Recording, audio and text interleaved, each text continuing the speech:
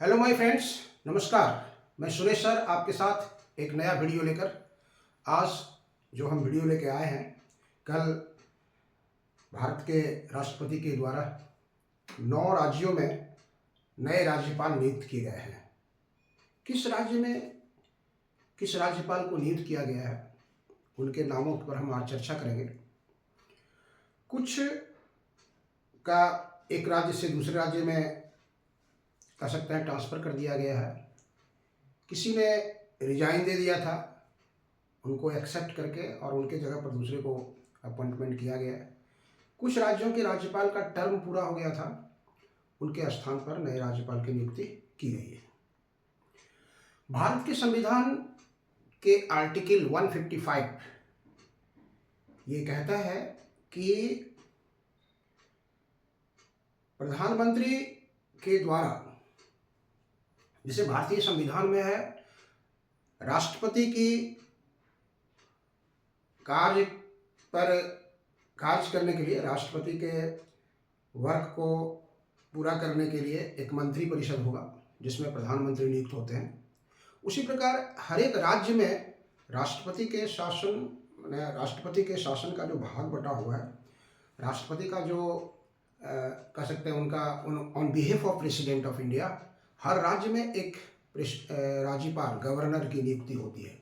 और ये गवर्नर की नियुक्ति भारतीय संविधान के अनुच्छेद 155 के अनुसार नियुक्त किया जाता है।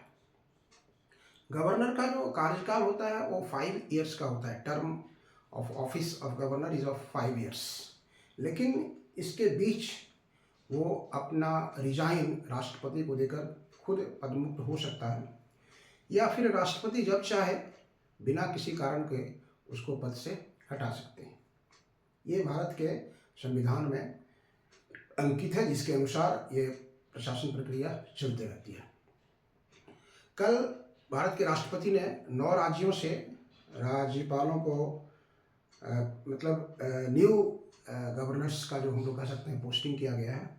वो कौन कौन है, कौन कौन से स्टेट में किया गया है, वो आपको हम दिखाते हैं यहाँ से। आइए देखिए, हमने यहाँ लिखा हुआ है 9 राज्यों के नए राज्यपाल, new governors of 9 states.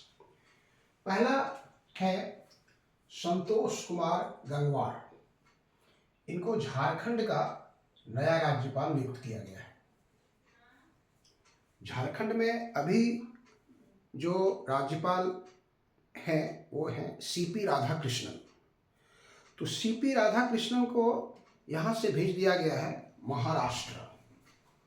CP Radhakrishnan, उनको महाराष्ट्र का गवर्नर बनाया गया, महाराष्ट्र का गवर्नर नियुक्त किया गया है। तीसरा है हरिभाऊ कृष्णाराव बागड़े। हरिभाऊ कृष्णाराव बागड़े, इनको राजस्थान का न्यू गवर्नर बनाया गया, राजस्थान का न्यू गवर्नर बनाया गया। नेक्स्ट है जिष्णुदेव वर्मा। जिष्णुदेव वर्मा, उनको तेलंगाना का गवर्नर बनाया गया। ठीक है। उसके बाद है ओम प्रकाश माथुर। उनको सिक्किम का गवर्नर बनाया गया है। ओम प्रकाश माथुर को सिक्किम का गवर्नर बनाया गया है। रेमंड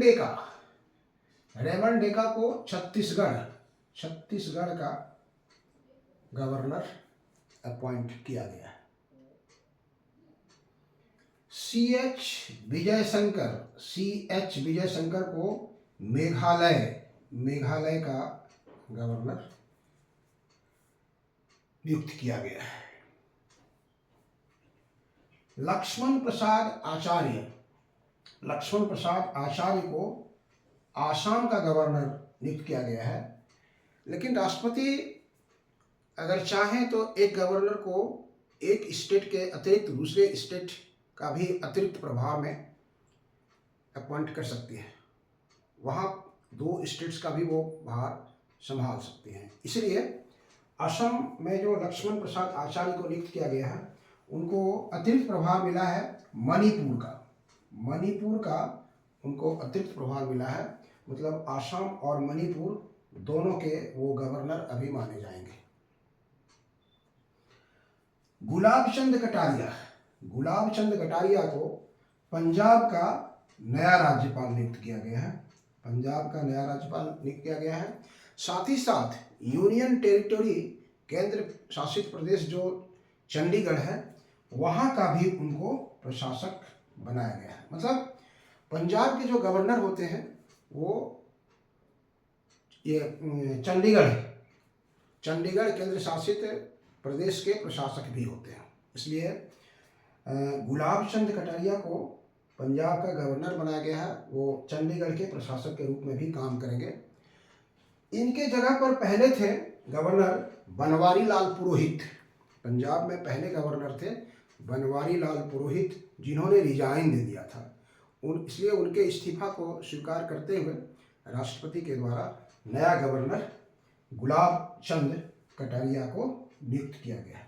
तो प्रेसिडेंट है, हमारे देश के राज्यों में राष्ट्रपति नियुक्त करती हैं।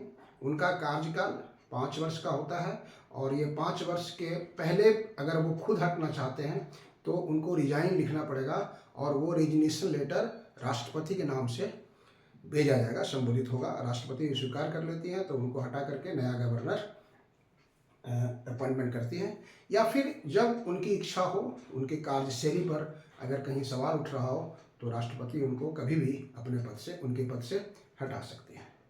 राज्यपाल के द्वारा राज्य के प्रशासन में मुख्यमंत्री के द्वारा कहीं पर कुछ लगता है कि संविधान के अनुसार कार्य नहीं हो रहा है तो वो राष्ट्रपति शासन के लिए भी वो प्रस्ताव भेजते हैं राष्ट्रपति के पास, और उनके प्रस्तावों के विचार करने के बाद जब किसी राज्य में राष्ट्रपति शासन लागू होता है तो उसमें ये इसका अर्थ होता है कि वहाँ का संविधान के अनुसार शासन नहीं हो रहा है, और राज्यपाल ने इस संबंध में रिपोर्ट राष्ट्रपति को भेजा है। तो ये थे हमारे कार्य आज के, मैंने 9 राज्यों में जो नए राज्यपाल, न्यू गवर्नर्स अपॉइंटमेंट किया गया है भारत सरकार के भारत के राष्ट्रपति के द्वारा, उसकी हमने चर्चा की। ठीक है, चलिए, अगर अच्छा लगे आपको तो इसको लाइक, सब्सक्राइब और शेयर जरूर कर दीजिएगा। Thank you.